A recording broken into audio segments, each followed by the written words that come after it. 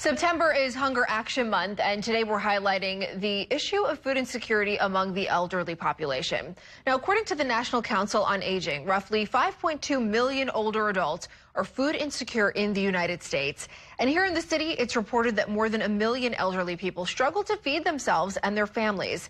Factors like low fixed income and social isolation can make older adults particularly susceptible to food insecurity and chronic hunger, and this can also have serious physical and mental health risks for that population.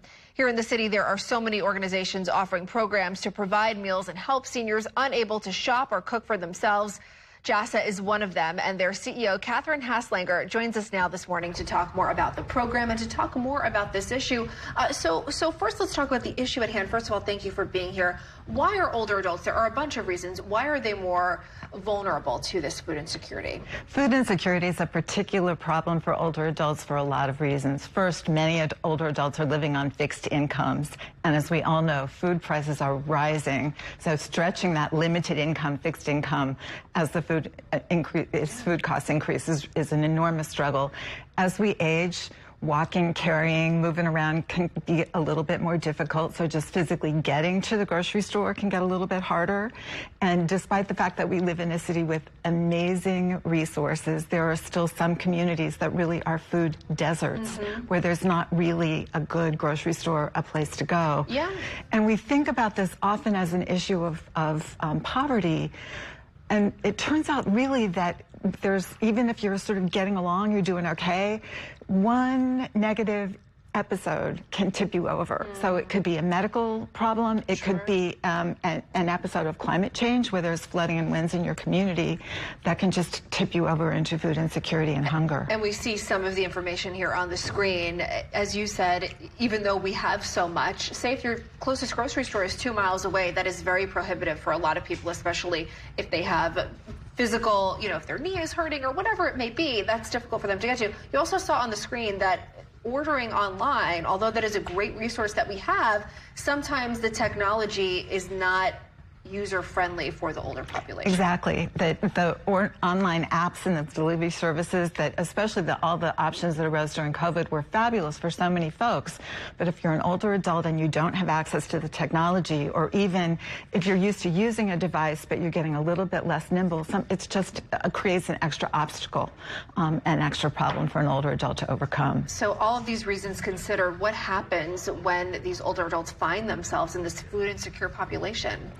The impact is really significant. Many older adults already have an underlying chronic illness, diabetes, asthma, heart problem, or depression, and inadequate food can just exacerbate those illnesses and increase the risk. And we're dealing with a lot of lower income adults who've had the lifelong stresses of racism, of poverty, and that stress has a physical impact and makes them more susceptible to those illnesses in the first place. So it's a layering of issues that older adults are trying to struggle with. JASA obviously doing such great work to help all of this. Over 1 million meals each year. How does it work, and what do you want our viewers to know? Absolutely. We are so proud of our home delivered meals staff doing, as you said, over 1 million meals and 9 different cuisines. So we're trying really hard to make sure that the older adults that are getting our home delivered meals are getting something that really connects with them, because food feeds the body and it feeds the soul. So that connection is really important.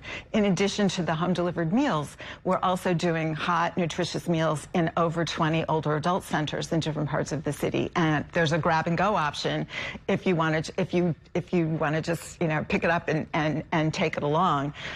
We also have all kinds of classes that are going on because the learning is so important, and there are so many things that, what our moms did or what our moms taught us isn't necessarily what's going to carry the day in these changed times. And those classes aren't somebody standing up there lecturing. Those are classes where the older adults are going out shopping and learning and comparing. They are coming back and doing the chopping and actively doing the preparation.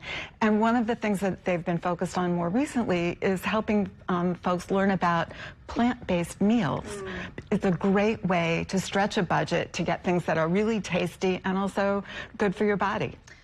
Speaking of tasty this time of year, and I hate to say it, our viewers will get mad because it's only the fall now, just now, but the holidays are quickly approaching, and JASA also does some work with a program in the holidays because that's also a very important time of year for people to make sure that they are still fed and getting those meals that they need. Absolutely. The JASA Eats campaign is a really important effort to raise awareness because people don't think about aging and hunger.